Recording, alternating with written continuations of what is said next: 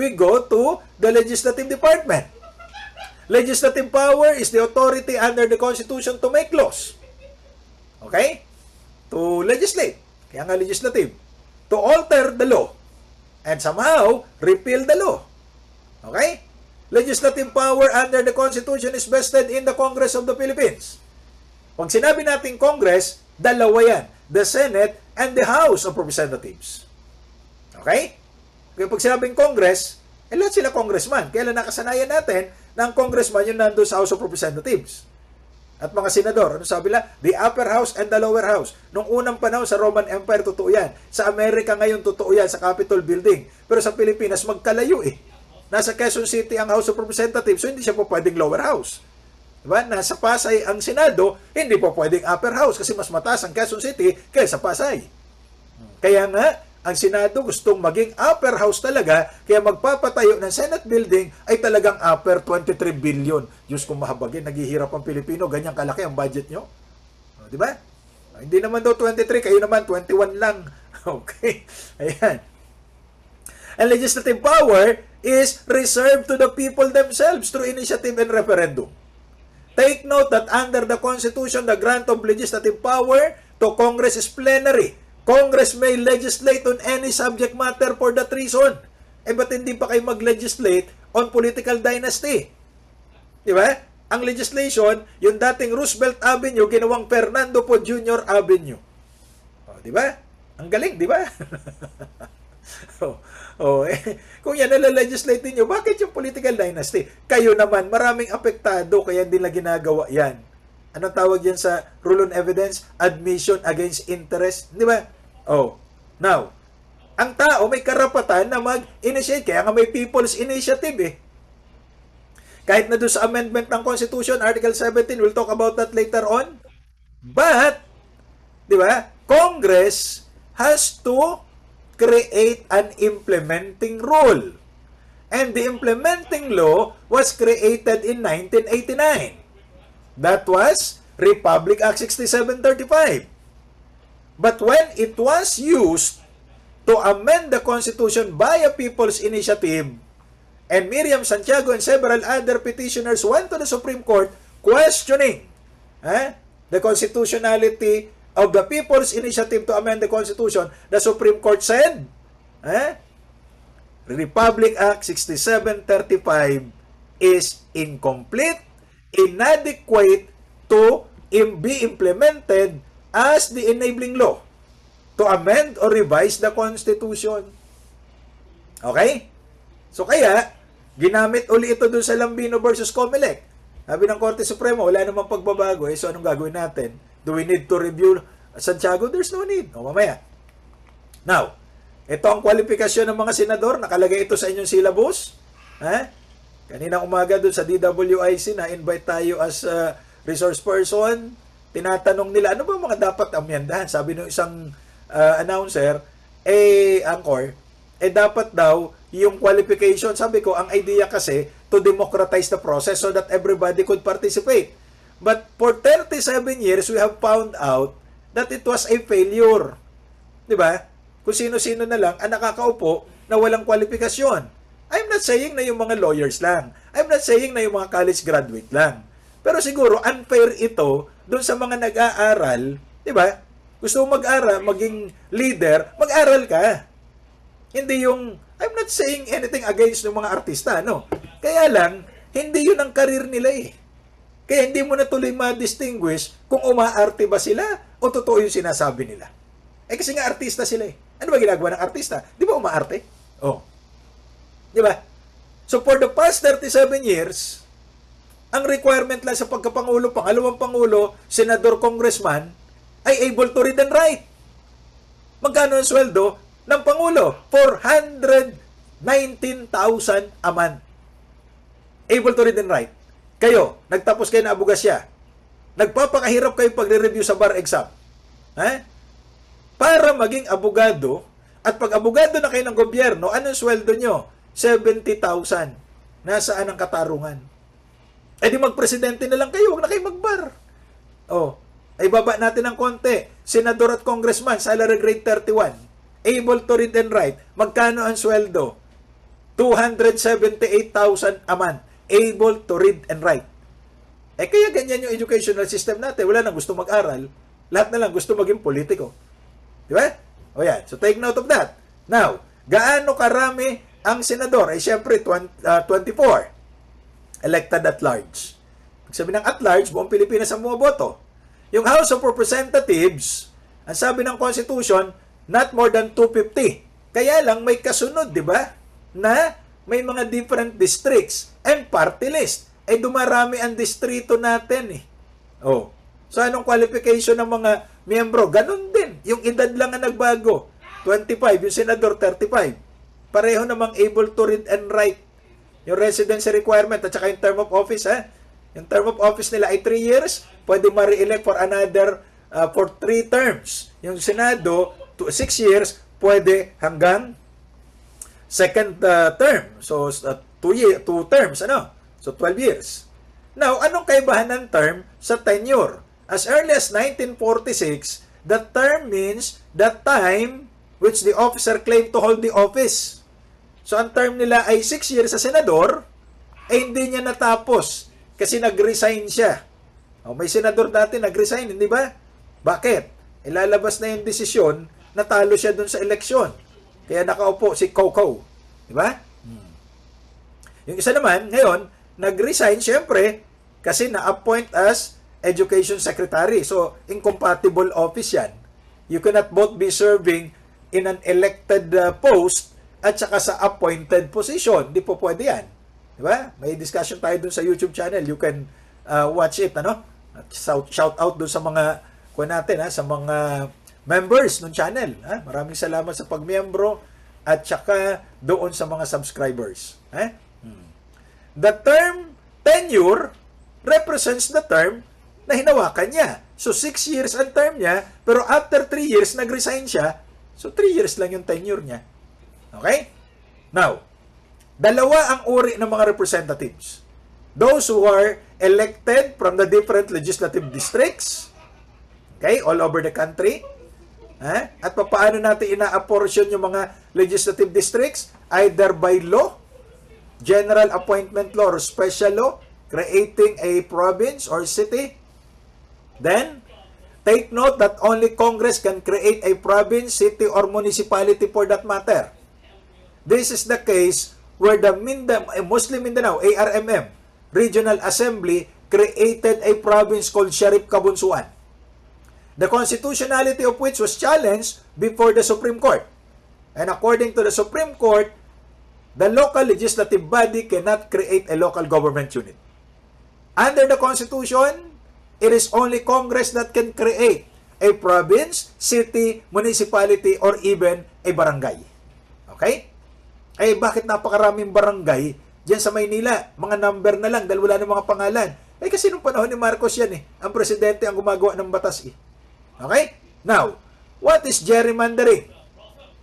Gerrymandering is derived from Elbridge Gerry, the former governor of Massachusetts, later on naging vice president ng Amerika. Pumirma siya ng isang bill at naging batas dun sa state of Massachusetts na niredistrict yung Massachusetts to favor his political allies.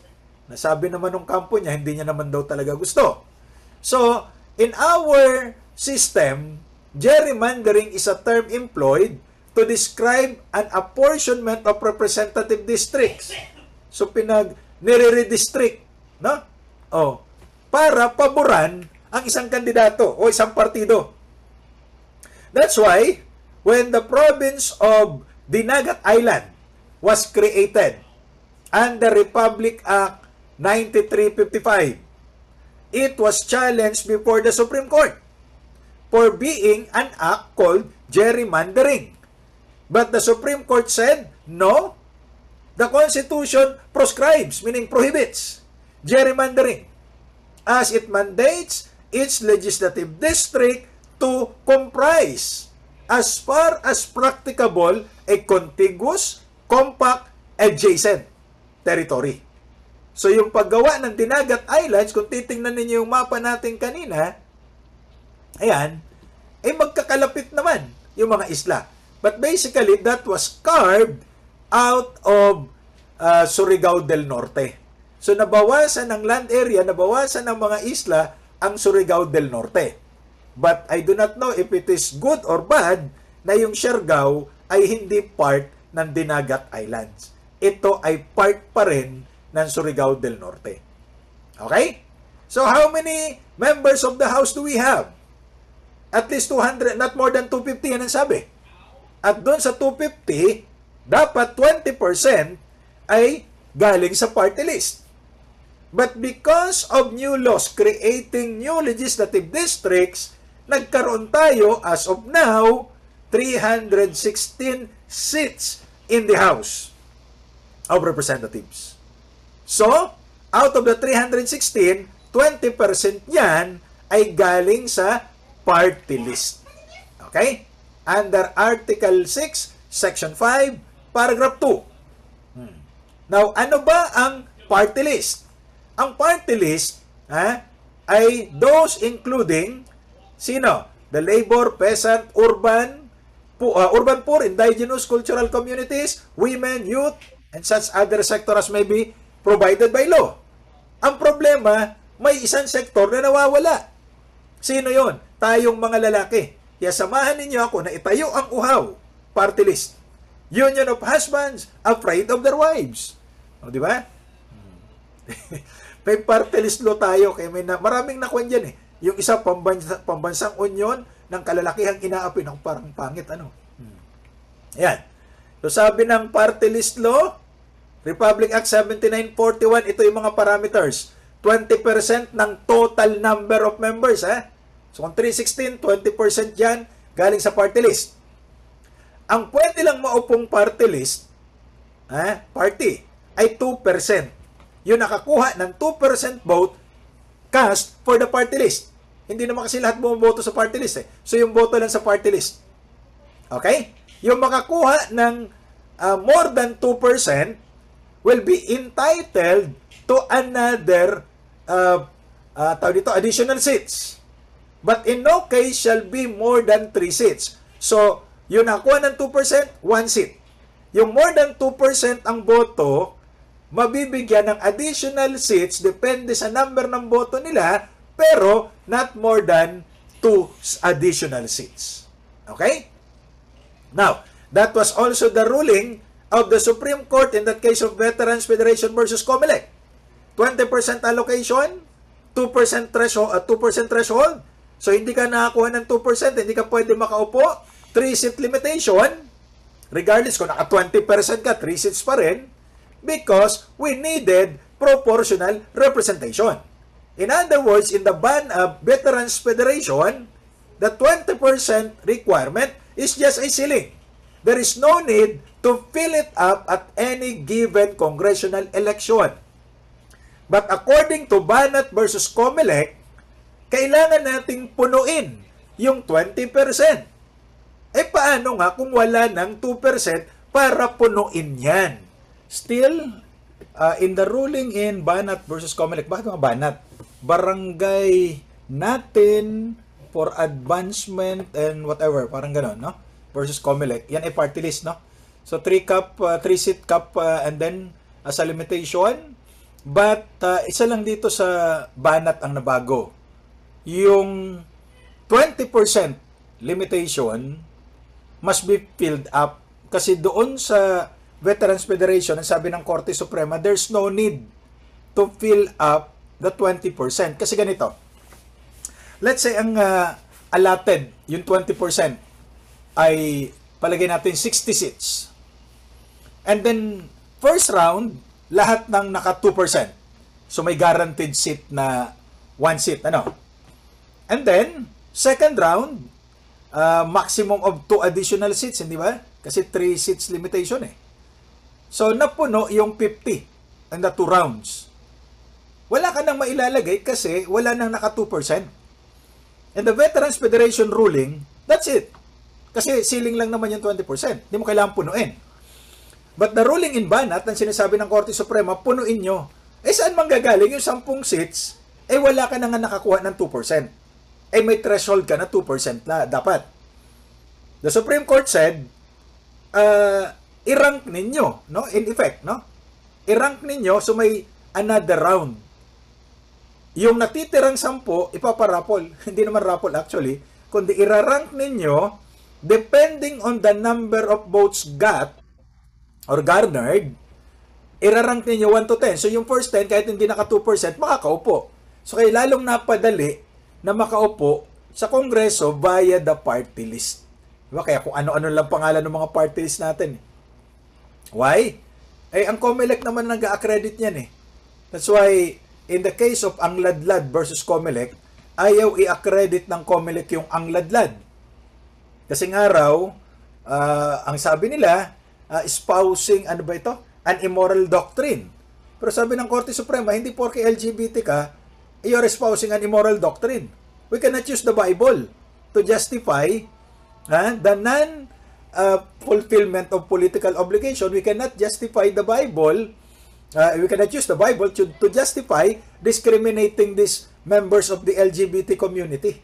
Diba? Kasi we are an inclusive society supposedly. And then, here comes atong Paglaom versus COMELEC. Na dito, ang mga party list ay grinupo sa 3. Okay, so na-maintain yung Banat ruling, pero mas pinadali.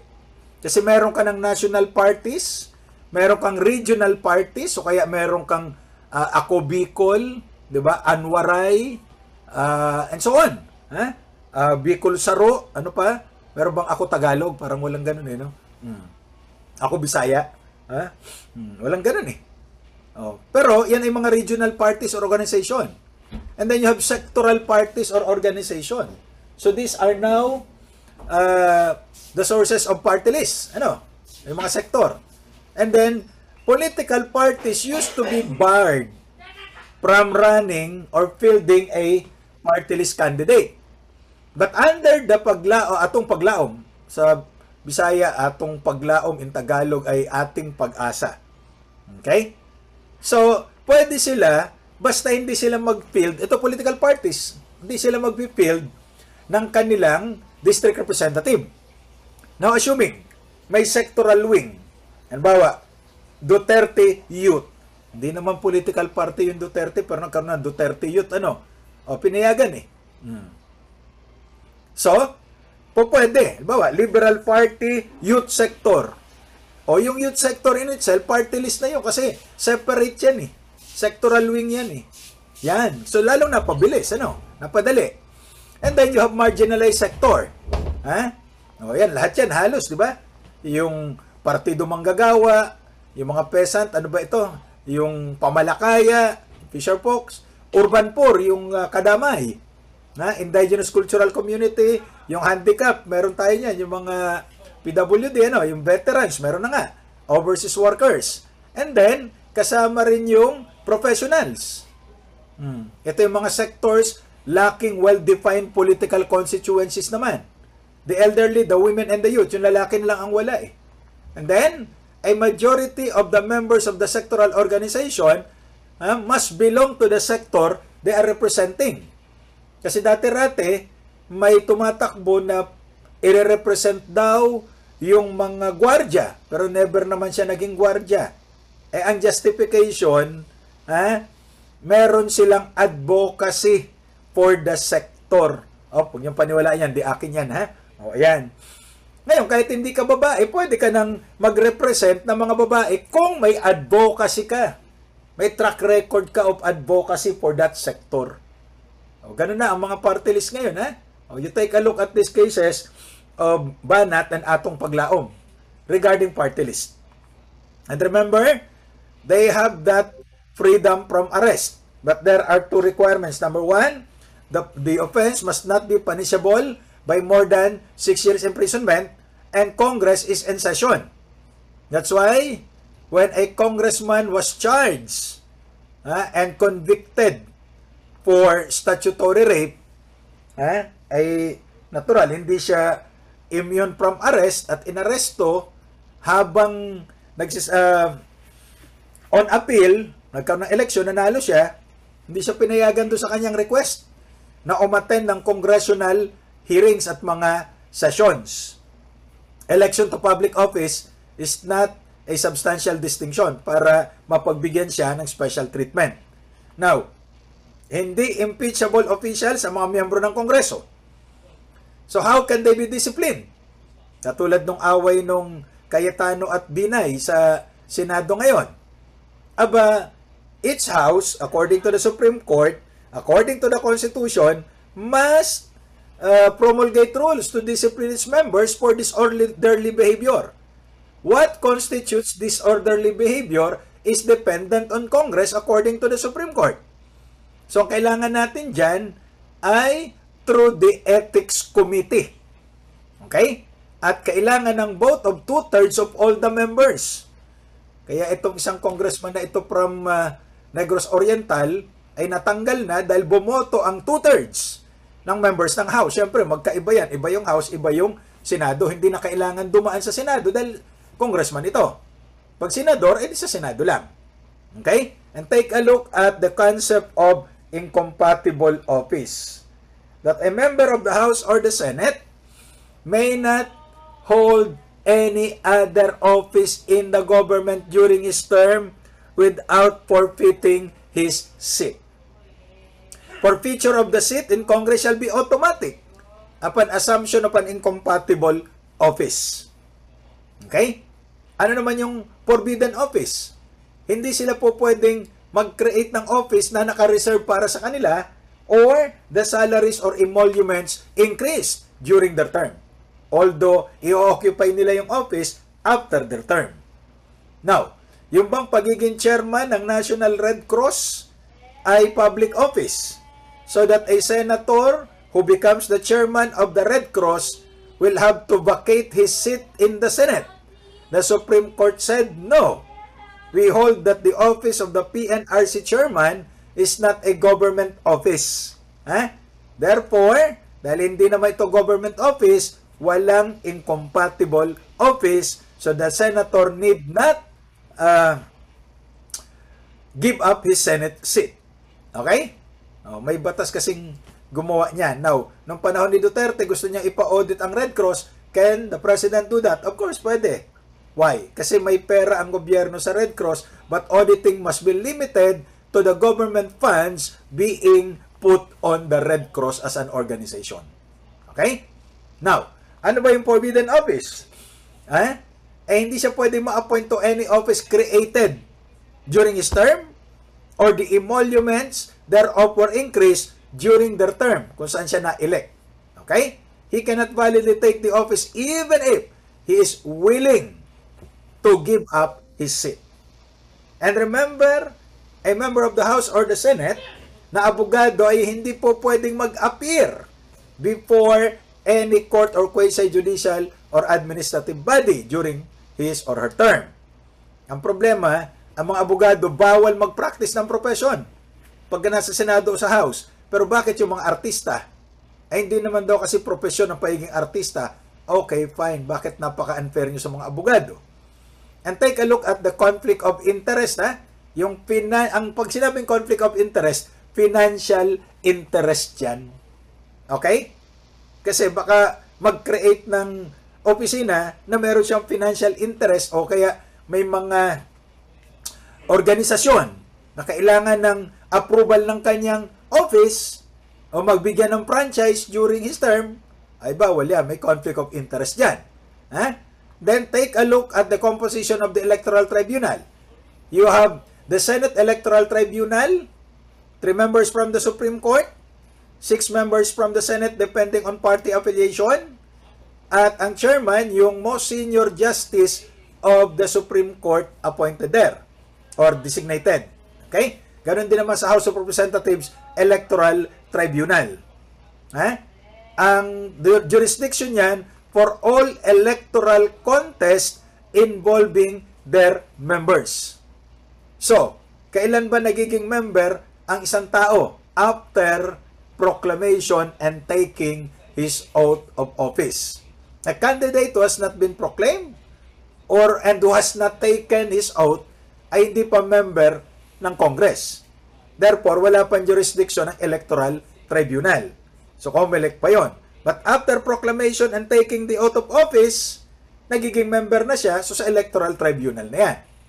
And of course, the Commission on Appointments. Diba? So, party affiliation din yan, 12 members of the Senate, 12 members of the House. The Senate President is the presiding officer or ex officio chairman, but he does not vote except in cases of a tie, to break the tie. No? So, kaya, makapangyarihan yan dahil yan nagko-confirm ng mga appointments ng presidente. Now, there was a time during the time of Arroyo and Duterte, ayaw niyang papuntahin sa Kongreso at Senado yung mga members of the cabinet for investigation. These are called inquiries in aid of re-election. In aid of legislation. Okay? Inquiries in aid of legislation that is authorized under Section 21 of Article 6. That's plenary. So, pwedeng ipatawag ang lahat, basta ang purpose ay in aid of legislation. But what are the limitations? Number 1, it must be in aid of legislation. Number 2, publish the rules of procedure. And number 3, the rights of persons appearing or affected shall be respected. Kasi hindi naman po sila mga suspects, they are resource persons. Anybody can be asked to appear before the Senate and the House and the respective committees. That's why on June 25 this year, we were invited as a resource person doon sa Committee on Constitutional Amendments and Revisions of Codes. Mamaya, i-discuss sa inyo yan. Okay? Now, Section 22 is different. Ito, kailangan dito ng permiso ng presidente. Ito yung sinasabi ng mga presidenteng nakaraan na hindi nila ma-distinguish yung Section 21 sa Section 22. Okay? So, yung Section 22, yan ay question hour. Na pwedeng ipatawag ang mga miyembro ng gabinete, pero magre-request sila sa presidente. May consent ang president. At kailangan isubmit yung mga tanong, although hindi naman doon limitado sa mga tanong na isinubmit yung questioning. But it's different from Section 21. Kasi yung Section 21, that is in aid of legislation. Yung Section 22, that is the question hour. The objective of which is to obtain information in the pursuit of Congress oversight function. Meaning, aalamin ng Kongreso hanggang saan na ba ang naipatupad ninyo doon sa batas na ginawa namin. But that's different from Section 21. Because Section 21 is plenary, subject to certain limitations we already mentioned. But the consent of the President is not needed there. Okay? May ruling na dyan, yung Senate versus Ermita as early as 2006. Now, the bill should have one subject reflected in the title. That's why, when the bill was sent to Malacanang, na ang tawag ay SIM card registration, the President vetoed it. Si Duterte, binito yan. Bakit? Kasi kasama doon yung registration ng social media. Hindi na yan one subject. Diba? Now, there are bills that must originate exclusively from the House of Representatives. These are tax measures, appropriation measures. But the Senate may propose or concur with amendments. Is it necessary for the Senate to stick to that bill originating from the House? The answer is no. The Senate may propose an entirely new bill. Diba? But it must originate exclusively from the House. Now, there is a mandate that before a bill becomes a law, it has to pass through 3 readings done on separate days. The purpose of which is to inform the members of Congress what must they vote on. And to give them notice kung ano na ang status ng measure. Kasi marami dyan absenero eh. Okay? What about an enrolled bill? An enrolled bill is the final copy of the bill. Or joint resolution passed by both houses ready for the signature of the officers. No? At pag enrolled bill na yan, that's the final copy, hindi na pwedeng baguhin yan. For presidential action na yan. Dahil pinirmahan na ito ng Speaker at saka ng Senate President. Now, when the President receives the bill, he can do three things. One, he signs it. After publication, it becomes a law. Two, he vetoes it. And after vetoing it, it will be returned with the objections to the House of Origin.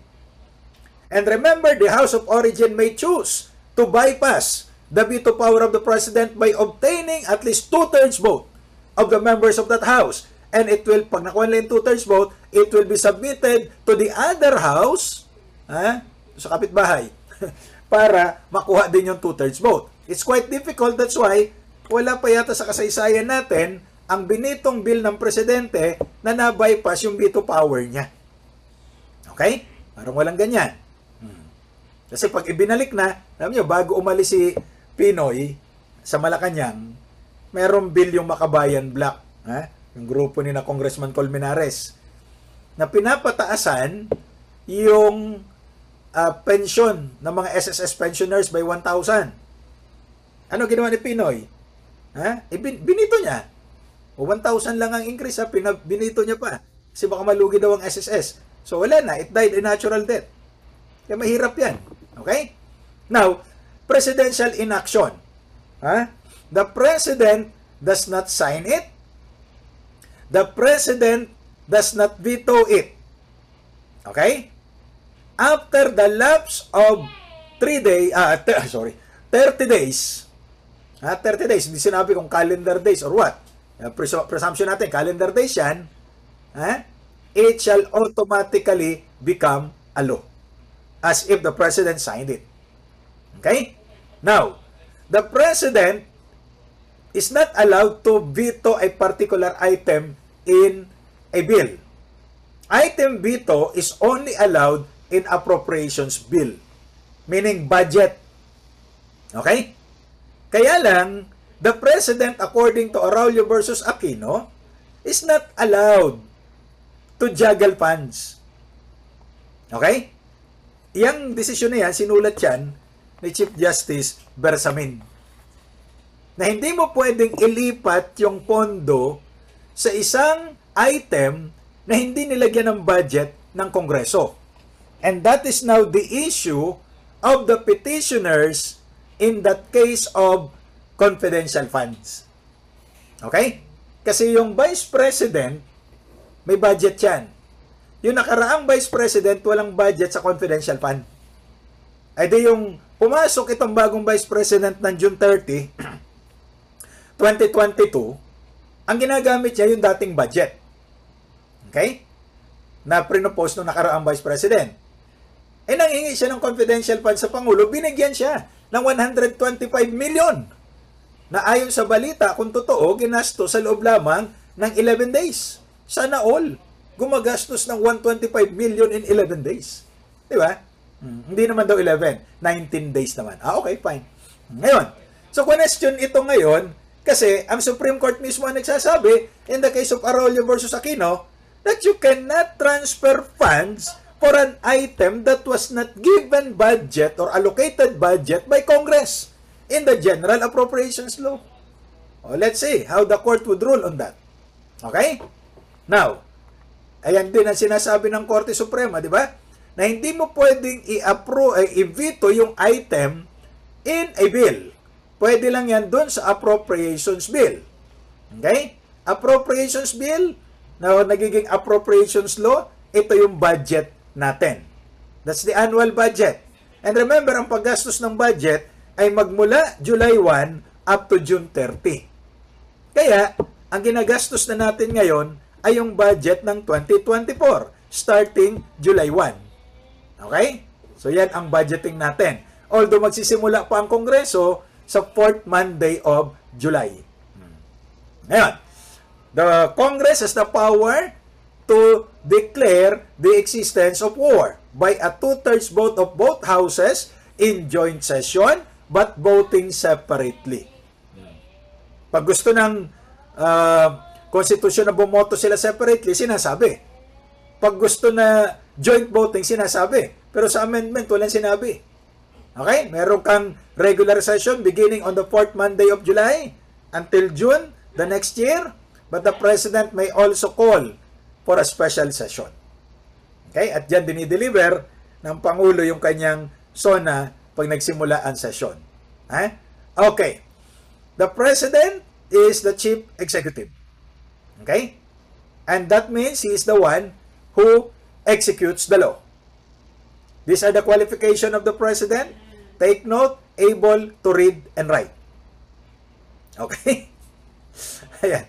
40 years old. Wala na kayo dyan. Ganon din ang qualification ng Vice. Ay, hindi pala yan. Ito, ay, hindi na rin. Iba na. Sorry, hindi ko napalitan. Yan din ang qualification ng Vice President. Bakit?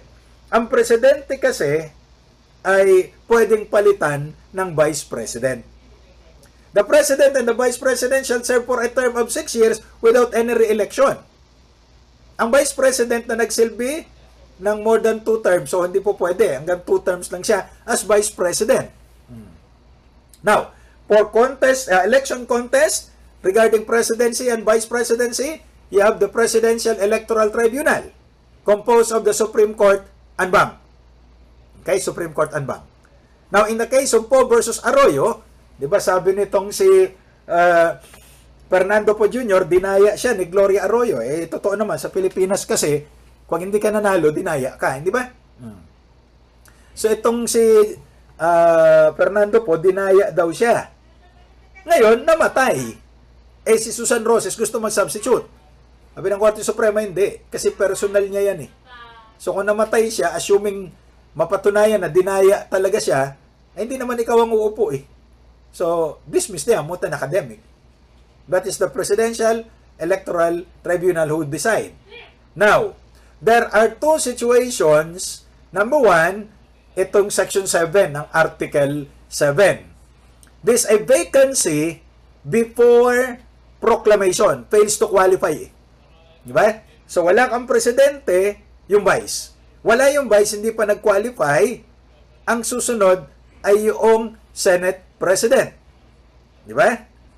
At pag hindi pa rin pwede yung Senate President, yung Speaker of the House. So hanggang doon lang yung line of succession. Wala dyan ang Chief Justice. That's why during that hearing in the Senate, we were asked, bakit wala dito ang Chief Justice? And to my mind, which I told the committee, kasi ang line of succession na ito, elected ito . The Chief Justice and the members of the Supreme Court are not elected. So, probably the framers of the Constitution, and there were 2 members of the Constitutional Commission there, si Chairman Christian Monsod at saka si dating Justice Adolf Ascuna, probably the framers of the Constitution did not want an appointed official to take the presidency. At saka parang, kung naman ito, di ba? Parang napaka-imposible na lahat sila mawala at the same time. Yun na nga, baka umattend ng SONA and God forbid, baka may mangyaring masama. So kaya yung Vice President daw hindi na-attend para siya na lang ang mabubuhay. OMG. Ang Vice President kasi natin walang trabaho . Di ba?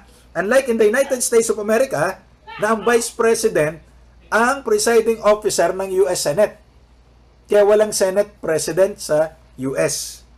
Sa Pilipinas, pwede siyang mabigyan ng cabinet position without need for Commission on Appointments approval. Yet, kung hindi siya bibigyan ng Pangulo, katulad nung nakaraan, hindi siya pwede magpumilit. So, ang trabaho lang talaga ng Vice sa Pilipinas ay manalangin gabi-gabi. Oops, hindi ganoon. Na maayos ng bayan kinabukasan. Ayan. So, in case of death, ito naman Section 8, ito, qualified na sila, nakaupo na, kaya lang namatay, permanently disability, o kaya na-remove from office o nag-resign, ay di Vice President. Nawala din yung Vice President. O sino papalit? Senate President. Pag wala, Speaker of the House. Okay? So again, wala dito ang Chief Justice. Now, Congress will have to. Diba nakalagay sa Constitution? Kailangan maglagay ang Kongreso ng papalit kapag ka nawala itong 4 na ito. Kasi hanggang doon lang ang line of succession . Now, It may not happen all the time, but it is possible to happen. Di ba? That's why Congress will create a law based on the mandate of the Constitution. So tanong ni Senador Padilla, kung kami ho ba'y gagawa ng batas na i-designate namin ng Chief Justice, pwede ba yun? Maraming kaisipan that to my mind, i-delegate sa inyo ng Constitution ng paggawa, di kahit sino pwede nyong italaga. But you have to consider also other thoughts na ang mga miyembro ng Korte Suprema hindi pwedeng i-designate sa mga administrative bodies. Pero may exception yan, kasi sabi ng Constitution, pwede naman sila sa Electoral Tribunal. Diba? Hindi naman yan korte, pero tribunal ang tawag. So, I think, it depends on the wisdom of Congress. So, tingnan natin. Ngayon, hindi po pwede yung Chief Justice sa isa pang kaisipan, kasi kapag may constitutional issue, sa Supreme Court dadalhin. Ay di mag-i-inhibit itong si Chief Justice pagka ganyan. Di ba? Kasi siya yung acting president. And in that case, ERAP has resigned. Alam nyo, dun sa issue na yon, si Senator Lacson noong 2020 pa meron ng panukalang batas dyan na hindi natuloy.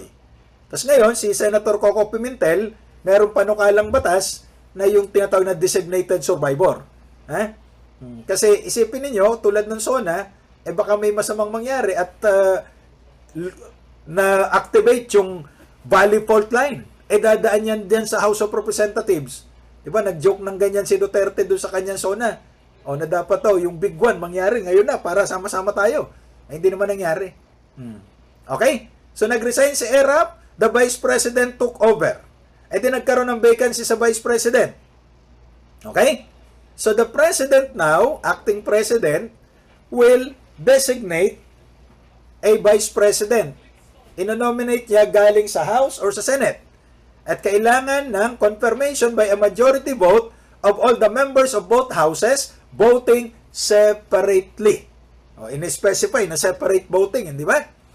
Now, pagka ganyan ang sitwasyon, magkakaroon tayo ng special election. Congress will call for a special election specifically at 10 o'clock in the morning of the third day. Yan, after the vacancy. Okay? Now, the President enjoys immunity from suit. But that immunity can be waived. Okay? A former President is not allowed to invoke such immunity. Okay? Even if the actions or the acts were done during his or her term. You have that case of Saez versus Macapagal Arroyo. The President has the power to appoint. Diba? Now, take note of the classification on appointment. You have regular appointment, which is done when Congress is in session. You have ad interim appointment done by the President when Congress is not in session. Okay? Now, ad interim appointment is a permanent appointment. Kaya yung papaniwalaan itong mga reporters na sabi dati, ad interim appointment, so temporary lang yan. No. An ad interim appointment is also a permanent appointment. It can no longer be withdrawn by the President. The only difference is that it was done when Congress is not in session. Okay? It cannot be revoked by the President. Now, paano kapag ang ad interim appointment ay na-bypass? Binaypass ng Commission appointment. Nag-adjourn. The President can reappoint those appointed ad interim. Okay? Whereas yung mga na-desisyonan at hindi na-bypass, natural, hindi na pwedeng i-reappoint kasi na-reject na ng Commission on Appointment. Pero pag binaypass lamang dahil nag-recess, o kaya nag-adjourn, at hindi na aksyonan, the President can renew the appointment. Now, there are officials subject to the confirmation of the Commission on Appointment. Case in point, Sarmiento versus Mison, based on Article 7, Section 16. The heads of the executive department, so lahat ng cabinet members, ambassadors and other public ministers and consul, Officers of the armed forces from the rank of colonel or naval captain, kasi ang colonel sa Army at sa Air Force, naval captain ang katumbas sa Navy. Okay? Other ministers whose appointments are vested in him by the Constitution. But the PNP chief is not subject to the confirmation of the Commission on Appointment because ang PNP is no longer part of the military under Article 16 of the Constitution. And then, appointments to the National Labor Relations Commission. Okay? Not needing the confirmation of the CA. Now, there are appointments that needed prior recommendation or nomination from the Judicial and Bar Council. You have the members of the Supreme Court and all other lower courts, the Ombudsman and his 5 deputies. Okay? Take a look at the midnight appointment. Ang midnight appointment are those made by the President 2 months before the next election and until the end of his term. O yan. Tapos, President Ramos appointed several judges. Okay? Ang problema, that was during the election ban. So, ang ginawa ng Korte Suprema, idineklarang invalid yung appointment. Why? That was made during the election ban. Ha? So, ngayon, kasi daw yan ay midnight appointment. Kahit ba tanghaling tapat in-appoint, midnight appointment pa rin, malamang. Okay? So, yan. The President cannot appoint within 60 days before the next election and until the end of the term. Hanggang kailan yon? Hanggang June 30. So, yan ang sabi ng Korte Suprema. But take a look at the case of Chief Justice Corona.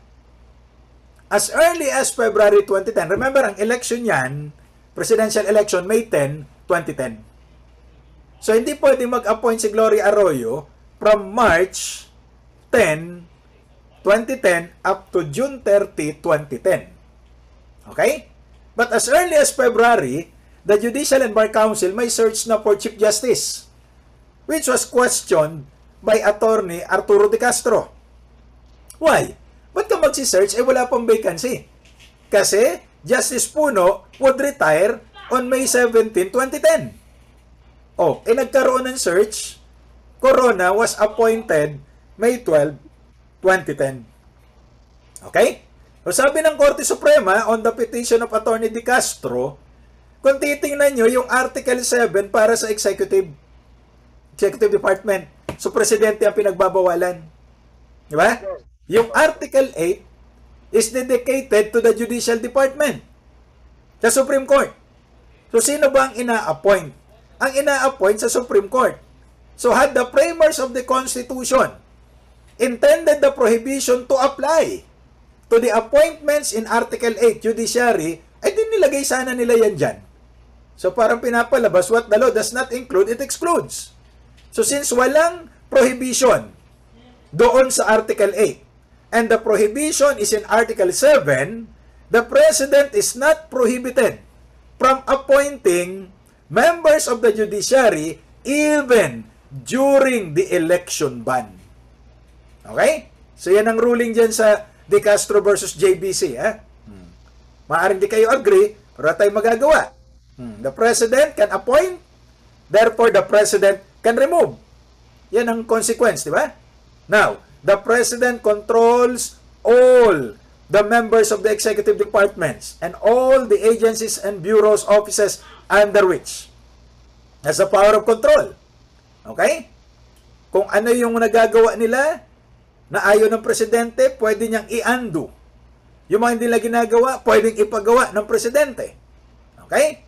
Now, an officer in control lays down the rules in the doing of the act. If they're not followed, pwede niyang gawin, pwede niyang ipagawa, pwede niyang ipaalis. And under the doctrine of qualified political agency, all the executive and administrative organizations are adjunct of the executive department. They are answerable to the President as if they are the alter ego of the President. Diba? Kaya kung ayaw ng presidente ng ginawa nila, pwede ng presidenteng alisin yan. O pwede silang palitan at any time.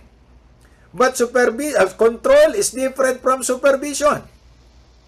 The supervisor or superintendent merely sees to it that the rules are followed. But he himself does not lay down the rules. Nor does he have the discretion to modify or replace them. Diba? So, the power of the president over the LGU is not control but supervision.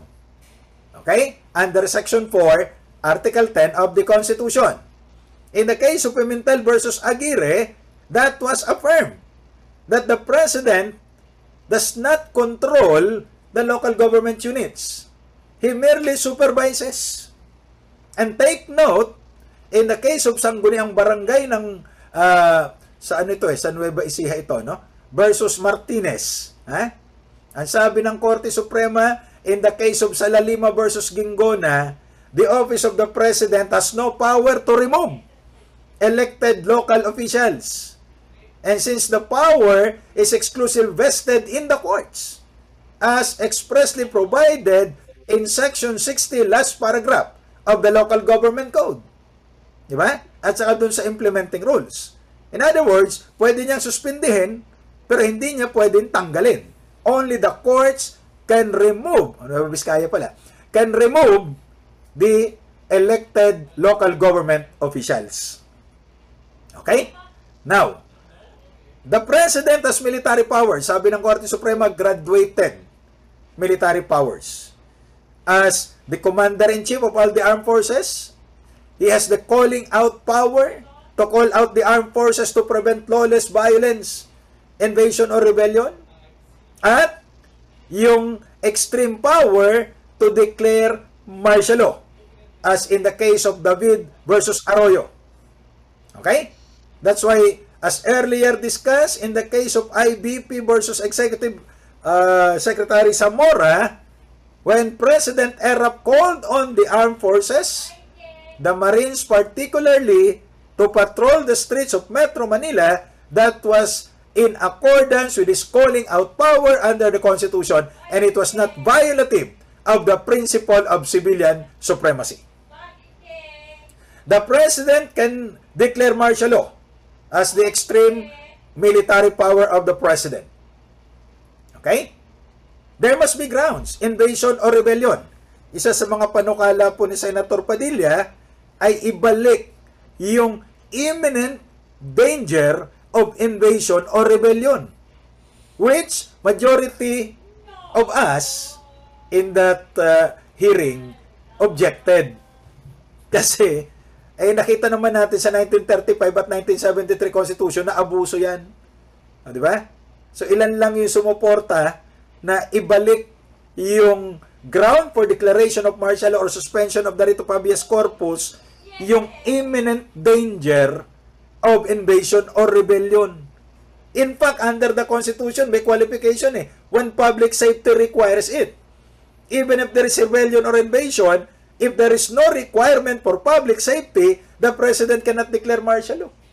Anyway, when the President declares martial law, it should not be more than 60 days. But Congress may lift or extend it. And the President has the duty to report within 48 hours personally or in writing to Congress the fact that he declared martial law. Okay? Ayan. These parameters or safety nets were not present in the 1935 Constitution, which was the basis of Marcos in declaring martial law in 1972. Now, anybody can go to the Supreme Court to challenge via verified petition the constitutionality of the declaration of martial law as affirmed by Congress. And the Supreme Court is mandated to resolve within 30 days from the filing. Okay? And take note that even if there is declaration of martial law, the right to bail is not affected. Okay? Now, the suspension of the writ of habeas corpus, remember, magkaiba yan. Hindi porke nag-suspend ng writ of habeas corpus ay may martial law. Hindi porke nagdeklara ng martial law, may suspension of the writ of habeas corpus, magkaiba yan. Now, when the writ of habeas corpus is suspended, it is only applicable to persons charged with rebellion or connected with invasion. Now, if they are not charged within 3 days, they have to be released. Okay? And even if martial law is declared or the writ of habeas corpus is suspended, yung habeas corpus kasi order to present the body, ano? You have the body kasi yung habeas, yung corpus body. Okay? Now, it will not supersede the civilian authority. When President Duterte declared martial law, later on, in-extend ito. Diba, 60 days lang. So, in-extend, bumalik ang presidente doon sa Kongreso para magpa-extend. Majority of the members of Congress voting jointly, joint voting yan, ay in-extend. So, at EDSA Lagman, si Congressman Lagman, question niya uli yung extension. Ang sabi naman ng Korte Suprema, may ruling tayo dyan, di ba? Unang-una, the extension must be upon the President's initiative. O siya nag-initiate. The extension should be at the President's request. So, in-extend the Presidente Duterte yung declaration ng martial law sa Mindanao. Then, it should be grounded on the persistence of rebellion or invasion. Wala namang invasion dahil di pa naman daw tayo in-invade ng China. Ano? And then, it is subject to the court's review. Kaya nga ito, nireview ng Korte Suprema eh. Now, based on the records, binotohan ninyo ito eh. Di ba? Now, walang limitation yung extension. The original period is for 60 days. But the Supreme Court reviewed the records of the Constitutional Commission and it found out that there was no record wanting or fixing the period for the extension. Kaya ang lumalabas dito, 60 days yung original period, yung extension could be 1 year or 3 years. Kasi ang reason ng korte, bumoto naman ang Kongreso, di ba? So kung hindi kayo bumoto dyan, hindi naman siguro mai-extend dyan. Di ba? Pwede nyong i-revoke yan eh. Okay. Now, the President has the power to issue pardon, reprieves, commutation, and amnesty. Now, pardon is an act of grace that exempts an individual from punishment. Okay, there are 2 kinds. One is plenary or absolute. There are no conditions. Number 2, ito po ay conditional. So, what's the distinction between pardon and amnesty? Pardon is granted by the Chief of the Executive, a private act. It has no concurrence by Congress. Whereas, amnesty is by proclamation of the Chief Executive but with concurrence of Congress, of which the court should take judicial notice. Pardon is granted to one after conviction. Cannot be granted pardon before conviction, di ba? Kaya kung hindi po final, kaya si Erap hindi na nag-apila, di ba? Para maging final, yung pala, bibigyan naman siya ng pardon. Tama. While amnesty is granted to classes of persons or communities guilty of political offenses before or after the institution of the criminal prosecution. So at any time, amnesty can be granted. Pardon looks forward and relieves the offender of the consequences. Okay? And for that reason, it does not work to restore the rights to hold public office. It is in no case exempt the culprit from the payment of civil indemnity, while amnesty looks backward. Kaya nga amnestia, meaning to forget. Di ba? It overlooks and obliterates the offense. So as if walang ginawang masama. Now, what about the pardon granted to Erap? Well, ang sabi ng Korte Suprema, because it was ambiguous kung ito ba talaga ay conditional, kasi pag conditional, hindi siya pwedeng tumakbong mayor, nakatakbong mayor eh. Question ito ni Attorney Rizos Vidal, ano? Sabi ng Korte Suprema, yan ay unconditional, yan ay plenary or absolute pardon. So, na-restore yung kanyang civil and political rights. Now, ano limitation sa pardon? Cannot be granted in cases of impeachment. Cannot be granted in violation of election laws without favorable recommendation from the COMELEC. and can only be granted after conviction by final judgment. Okay? Hindi ito pwede sa legislative contempt and cannot absolve the convict of civil liability and cannot restore forfeited public office. Now, ang sabi ng Korte Suprema, the very essence of pardon is forgiveness, not forgetfulness. Okay? Now, the President may also commute. Ay, hindi siya nagko-commute. Marami siyang sasakyan. Hindi. That's the reduction or mitigation of penalty. Yung reprieve, pinopostpone. What about parole? Sabi niya, what are you going to do with the parole system? Sabi ng Presidente, parole. I'll hang them during Christmas. Diba? Ito naman ay para doon sa application ng indeterminate sentence law. I know you know that in your criminal law, no? Then, you have amnesty. Ayan. So ngayon, what about the amnesty granted to Trillanes and Company? Binawi yan ni Duterte, hindi ba? Oh. Ngayon, dinala ni Trillanes sa korte hanggang nakarating sa Korte Suprema. Early this year, ang sabi ng Korte Suprema, the government cannot take back the amnesty granted. Therefore, Proclamation 572, revoking the amnesty granted to Trillanes is unconstitutional. Why? Kasi number one, magkakaroon ka ng ex post facto law. Remember, favorable ito sa akusado, yung amnesty. At tapos babawiin mo. At magre-retroact. Hindi pwede yan. Second, violation ng due process. Di ba? Ayan. So kaya, ang sabi pa nga ng Court of Appeals dun sa desisyon, the government cannot have a Janus face. Ano ba yung Janus face? Ito yung Roman God of Gates na yung isang mukha niya nakatingin sa future, yung isa nakatingin sa likod o sa yesterday, Kaya siya ang God of Gates. Ay, hindi po pwede daw yan. Now, the President has diplomatic power. Diba? He can enter into treaties, but may be valid only upon the concurrence of at least 2/3 of all the members of the Senate. Okay? Now, in the case of Bayan versus Zamora, ito yung VFA, Visiting Forces Agreement with the US. Nakakuha ito ng 2/3 vote ng miyembro ng Senado. Tapos, ang problema dito, ang sabi ng Section 25, Article 18, it should be recognized as a treaty by the other party. So, ang issue ng bayan muna, sa American Senate, sa American government, hindi ito sinabmit sa Senado for its concurrence. So, ang tingin ng mga Amerikano, ito ay executive agreement lamang. So, sabi ng Korte Suprema, ano bang kaibahan yan?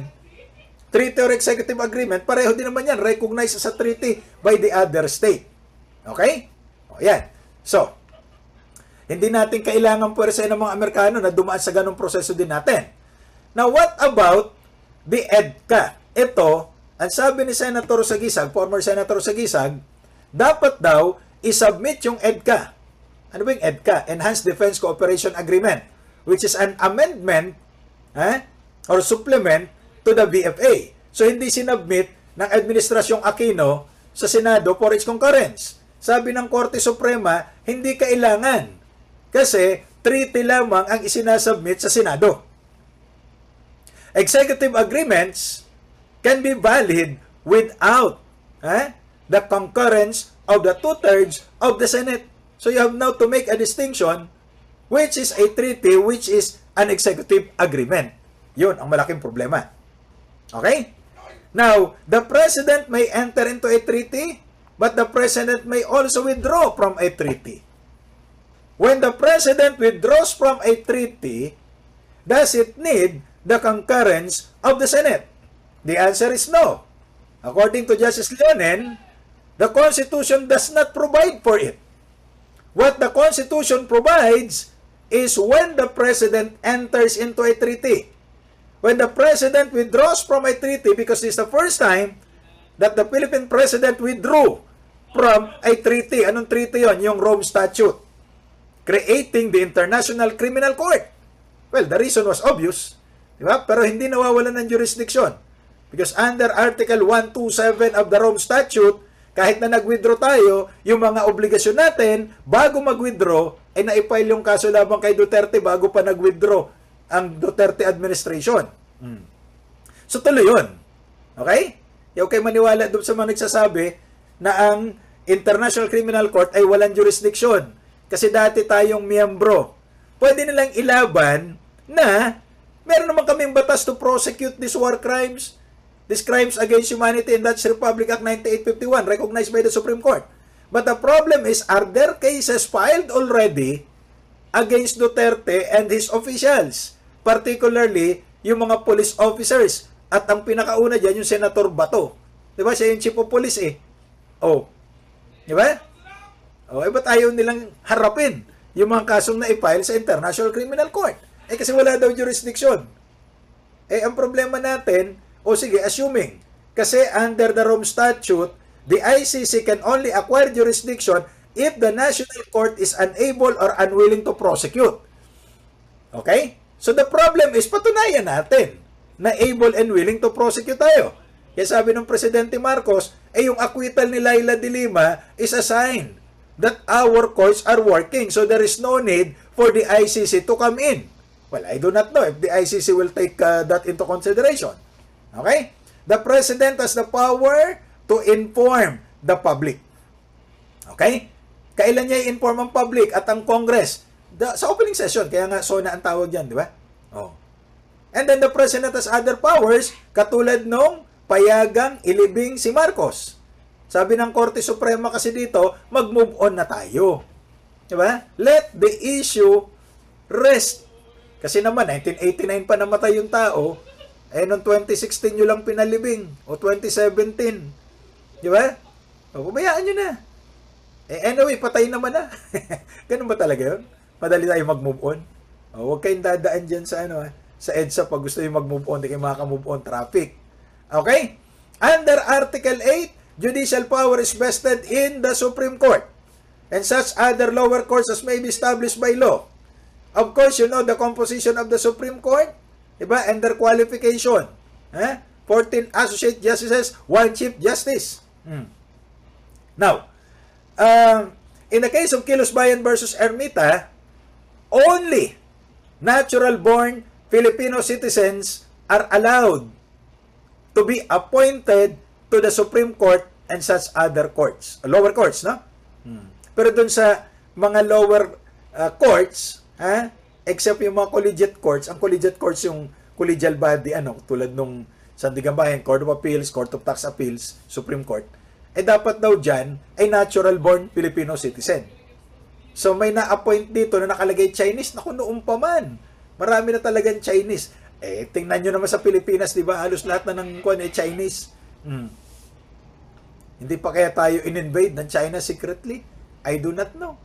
Ayan, kaya hindi pinayagan na maupo itong si Associate Justice Gregory Ong. Kasi nga nakalagay sa birth certificate niya, Chinese. Paano siya nakarating na Sandiganbayan? Yun ang tanong natin. Okay? Now, the non-filing of SALN affects one's integrity. Kaya, nung ma-appoint si Justice Sereno at hindi pala siya nag-file ng SALN, apektado yung integrity niya. That's why, co-warranto proceeding initiated by the Solicitor General at the time on behalf of the Republic was valid. So, bakit? The non-filing of SALN affects integrity. So, kung wala kang SALN, wala kang integrity. Number one, that's one of the requirements for being a justice of the Supreme Court. Kaya lang lately, itong sabi ng Korte Suprema, no? Carlos versus Department of Finance, under Section 10, RA 6713, ito yung nire-require tayo mag-file ng SALN, Code of Conduct and Ethical Standards for Government Officials and Employees. Yan po ay, ano po yung SALN? Sekreto ang laman nito. Hindi naman daw. Sidelines at lagay namin. Ay, hindi rin. O baka sa akin nakapangalan. Ano? Sa akin lahat nakapangalan. Pag nag-file siya ng SALN, dapat may review committee. Tapos yung review committee, within 5 days, i-inform siya na may problema yung SALN mo, hindi ka nag-file, bibigyan ka ng 30 days to correct the deficiency. Ngayon, pag hindi siya nakapag-comply, saka lang siya may violation. Ngayon, kung nag-comply siya, walang violation, therefore, walang liability. OMG. Pwede kayo mag-retroact ito? Tingin ko, hindi. Di ba? Yan naman pala ang rule. Napakarami yun ang tinanggal dahil sa SALN. Simulan natin kay ERAP. Si Justice Corona, Justice Sereno, puro SALN ang problema niyan eh. Tapos ganito pala ang rule talaga. Then, before you are appointed, judicial power includes the duty of the courts of justice to settle actual controversies involving rights which are legally demandable and enforceable. Ito yung expanded power of judicial review. Okay? To determine whether or not there was grave abuse of discretion on any branch, agency of the government that was not present in the previous constitutions. Okay?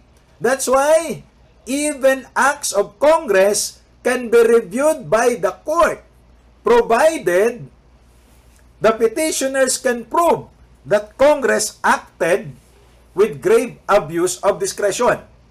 Okay? Sabi ng mga reporter, grabing pag-abuso. Why? That's what you call judicial supremacy. That in terms of constitutionality, the Supreme Court is supreme. Kaya nga Supreme Court eh. But it does not mean that it is superior over other departments or branches, di ba? Judicial supremacy is never judicial superiority. Okay? Now, in 2004, ito yung tanong. Ano ang epekto ng paglalagay ng to determine whether or not there was grave abuse of discretion? Ano ba yung grave abuse of discretion? That is defined to mean capricious or whimsical exercise of judgment. That is so gross or patent to amount to an evasion of positive duty, and so on. Now, pag may grave abuse of discretion, even congressional acts can be the subject of the court's review. That limits the invocation of the political question doctrine. Kasi nung unang panahon, pag political question, the court will not intervene. These are questions which under the Constitution are to be decided by the people in their sovereign capacity. In other words, kayo ang bumoto dyan, kayo ang magtanggal dyan. So political question yan, the court will not intervene. The court will only intervene if there is the justiciable question. Diba? A justiciable controversy is a definite and concrete dispute touching on the legal relations of the parties. Ngayon, nung nagkaroon ka ng grave abuse of discretion, according to the Supreme Court itself, that narrowed the reach of the political question doctrine. Why? Kasi nung unang panahon, pag sinabing political question, the court will be hands-off. Pero ngayon, kahit sabing political question, no! There was grave abuse of discretion. So the court will be compelled to review because that is the mandate of the Constitution, as it is now called the expanded power of judicial review. Okay? So take note of the requisites for judicial review. That there must be an actual case or controversy, that the person has locus standi or the proper party, that the question of constitutionality was raised at the earliest opportunity, and it is the very least mota. Bakit least mota? Dito nasa mata nyo, na? Ito yung issue ng constitutionality, ang very issue of the case. Okay? Now, every law passed by Congress, signed by the President, is presumed constitutional. Okay? How do you declare it unconstitutional? By the majority vote of all the members of the Supreme Court. Okay? And what is the effect of the declaration of unconstitutionality? An unconstitutional law is not a law. It confers no rights. It imposes no duties. Affords no protection. Creates no office. Diba? It is inoperative, as if it had not been passed at all. In other words, it is a total nullity. But that was the old view. There is a new view. The doctrine of operative fact. Okay? That under this doctrine, the declaration of unconstitutionality is prospective on its effect. It cannot retroact. Therefore, what has been done in the past, while the law was still valid and has not been declared unconstitutional, will remain as is, will no longer be intervened or will no longer be affected by the declaration of unconstitutionality.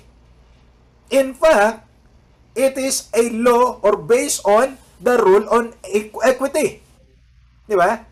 It can never be invoked to invalidate to validate a constitutional as unconstitutional act. Kasi remember, hindi naman pwedeng mag-retroact yung effect niyan eh. So kung kailan mo dineklara unconstitutional, saka lang. Okay? Now, when you are when you want to apply for a judicial office, you have to go through the Judicial and Bar Council. There are two kinds of members. The ex officio, meaning by reason of their office. Ayan, tatlo yan. Okay?